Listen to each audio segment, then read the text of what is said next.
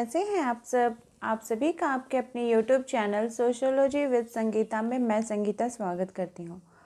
आज का जो हमारा क्लास है इसमें हम लोग यूजीसी नेट के सोशियोलॉजी के सिलेबस के अंतर्गत यूनिट आपका जो सेकंड है उसका हम लोग सेक्शन 4 देखेंगे, जिसमें कि हम लोगों को तकनीक के संदर्भ में देखना होगा। इसी के अंतर्गत आज की जो हमारी टॉपिक है वो है प्रश्नावली और अनुसूची, जिसे इंग्लिश में क्वेश्चनरी एंड शेड्यूल बोला जाता है। आज की जो क्लास है ये आपके आने वाले एग्ज़ाम के लिए बहुत ही ज़्यादा इम्पॉर्टेंट है, क्योंकि ये जो है सिलेबस से ही ये टॉपिक है। तो इसलिए आप सभी से रिक्वेस्ट है कि आप इस क्लास को लास्ट तक देखें। अगर आपको ये क्लास अच्छी लगे तो इसे अपने दोस्तों तक ज़्यादा से शेयर करें। चैनल पर नए हो तो प्लीज़ सब्सक्राइब करें। तो चलिए क्लास को स्टार्ट करते हैं।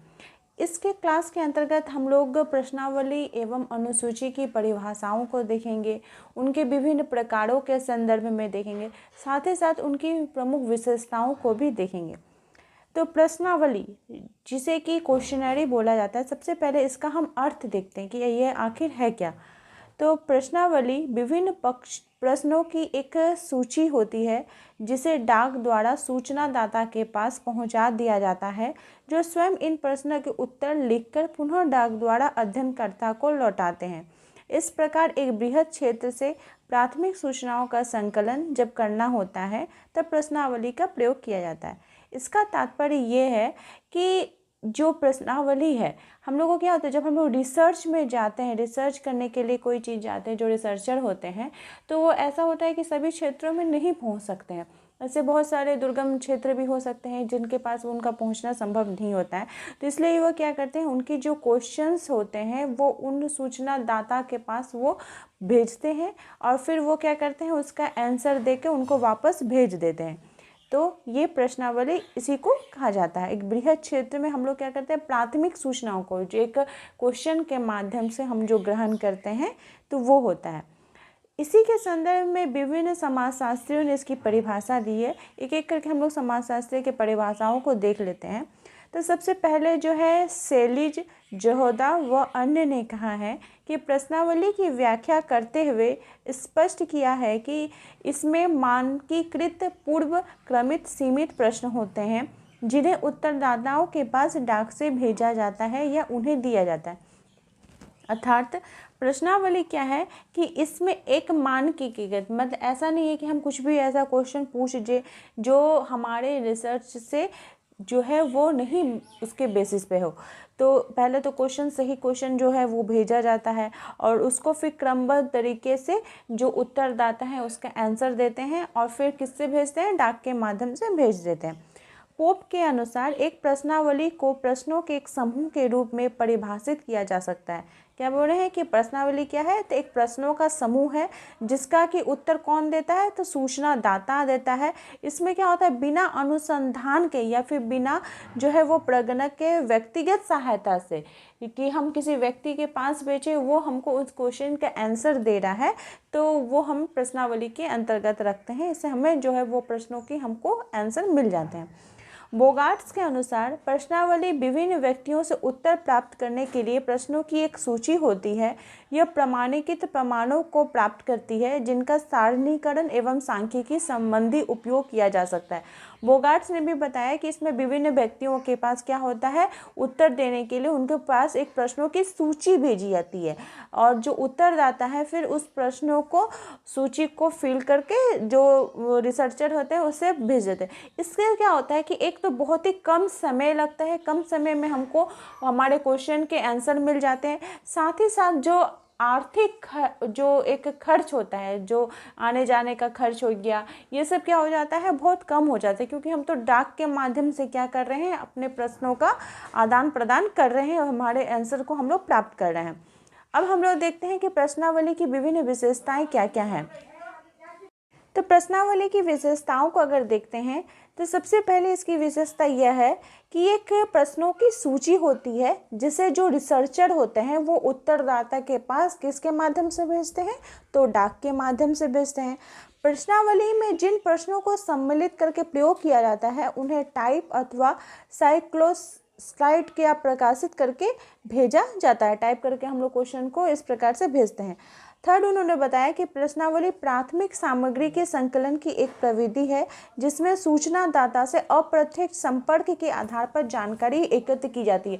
जो रिसर्चर होते हैं वो सूचनादाता के पास भेज रहे हैं क्वेश्चन को, तो वो तो खुद नहीं जा रहे हैं ना, तो वो अपना क्वेश्चन को डाक के माध्यम से भेज रहे हैं, तो ये एक अप्रत्यक्ष संपर्क भी उनसे स्थापित होता है। इससे सरल व स्पष्ट प्रश्न होते हैं जिनकी संख्या सामान्यतः सीमित होती है, जिससे उनका उत्तर देने में सूचनादाता को अधिक समय नहीं लगता है। जो प्रश्नों की संख्या होती है वो एक सीमित होती है और ज़्यादा हार्ड भी क्वेश्चन नहीं पूछे जाते हैं, जिससे के कारण क्या होता है कि जो सूचनादाता है वो सही प्रकार से अपने जो वो प्रश्न है उनका उत्तर दे देते हैं, और जिसके कारण उन्हें बहुत अधिक समय का भी खर्च नहीं होता है, उनको भी बहुत अधिक पैसे का खर्च नहीं होता है। जो प्रश्नावली में अन्वेषक की ओर से सूचनादाता को कुछ निर्देश ये होते हैं जिससे कि उस प्रश्नों को भरने में आसानी होते हैं। जो सूचनादाता है उनको कुछ एक डायरेक्शन भी मिलता है, जिससे कि क्या होता है उन्हें हेल्प मिलता है और वो उसी निर्देश को पालन करते हुए उत्तर देते हैं। प्रश्नावली का उपयोग केवल शिक्षित व्यक्तियों से आंकड़ों को एकत्रित करने हेतु किया जाता है, और प्रश्नावली जो की जाती है, जो जो क्वेश्चन को भेजते हैं वो उन्हीं व्यक्तियों को भेजते हैं जो कि शिक्षित होते हैं, क्योंकि जो अशिक्षित लोग होंगे वो तो उन क्वेश्चन का आंसर नहीं दे सकेंगे ना। अब हम लोग देखते हैं कि प्रश्नावली के प्रकार कौन कौन से हैं। तो प्रश्नावली के प्रकार निम्न तरह से हैं। यहाँ पे विभिन्न समाजशास्त्रियों ने प्रश्नावली के विभिन्न प्रकारों के बारे में बताया है। तो यहाँ पे जो इम्पोर्टेंट प्रकार है जो कि एग्जाम में पूछे जाते रहे हैं, मैं उनको लेकर आई हूँ। तो सबसे पहला है मिश्रित प्रश्नावली।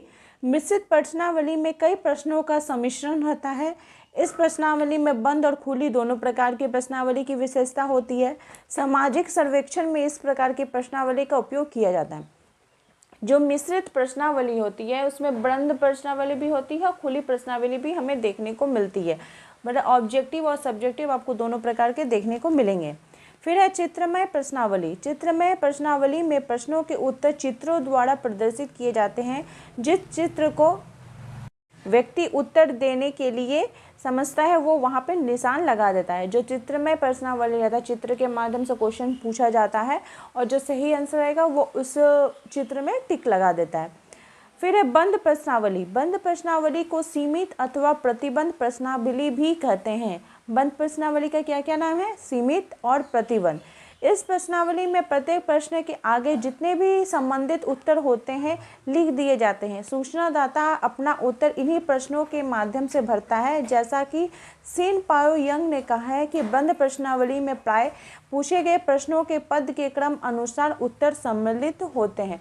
बंद प्रश्नावली में जो होता है, ऐसा हो सकता है कि आपको 4 ऑप्शन दिए रहे, उसको आपको आगे पीछे करके सीरियल रिवाइज करना होता है, तो वो किसके अंतर्गत आ जाएंगे? बंद प्रश्नावली के अंतर्गत आ जाएंगे। अब हम लोग देखते हैं खुली प्रश्नावली। जो खुली प्रश्नावली है उसको किस किस नाम से जाना जाता है? तो इसको असीमित या अप्रतिबंधित प्रश्नावली के नाम से भी जाना जाता है। ये बंद प्रश्नावली के विपरीत होती है। खुली प्रश्नावली में केवल प्रश्न होते हैं और उत्तर के लिए स्थान को रिक्त छोड़ दिया, fill in the blanks step से, और उत्तर देने वाला जो व्यक्ति होता है उसमें उसको उत्तर देने के लिए कोई भी बंधन नहीं होता है, वो अपनी इच्छा के अनुसार कुछ भी उत्तर दे सकता है। अब इसके अतिरिक्त हम लोग देखते हैं कि प्रोफेसर पीवी यंग के अनुसार जो प्रश्नावली के उन्होंने 2 प्रकार बताए हैं। तो पहला उन्होंने बताया है संरचित प्रश्नावली, जिसको कि क्या बोला जाता है कि ये प्रश्नों की एक रचना अनुसंधान करने के पहले ही हो जाती है, उसे संरचित प्रश्नावली कहते हैं। इसमें प्रश्न सबके लिए एक समान होते हैं क्योंकि वे निश्चित हैं, क्योंकि इसमें ऐसे प्रश्न भी होते हैं जिनके द्वारा अपर्याप्त उत्तरों को स्पष्टीकरण किया जाता है। संरचित प्रश्नावली के अंतर्गत क्या होता है कि जो उत्तर देना होता है वो सबके लिए एक निश्चित किया जाता है, और ऐसे भी प्रश्न इसमें शामिल किए जाते हैं कि जिसमें कि कोई स्पष्ट उत्तर की प्राप्ति नहीं हो सके।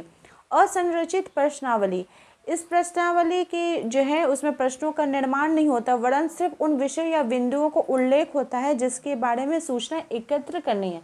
सिर्फ प्रश्न नहीं होंगे, सिर्फ इम्पॉर्टेंट पॉइंट दिए जाएंगे। इसमें साक्षात्कार निर्देशिका भी कहा जाता है। जो इंटरव्यू होता है उसे असंरचित प्रश्नावली भी कहा जाता है। इसमें वास्तव में क्या होता है कि प्रश्न लिखे नहीं होते हैं, केवल कुछ संकेत होते हैं और उस संकेतों के माध्यम से जिसका कि हम लोग को साक्षात्कार लेना है उनसे प्रश्न पूछे जाते हैं। प्रोफेसर लुंडबर्ग ने सूचनाओं के आधार पर प्रश्नावली की 2 श्रेणियां बताई हैं। सूचना के आधार पर, यहाँ पे आपको ऐसे भी क्वेश्चन दिया जा सकता है कि लुंडबर्ग ने प्रश्नावली का जो आधार बताया है वो किस आधार पर, तो वो सूचना के आधार पर बताया है। 2 श्रेणियां उन्हें बताई हैं।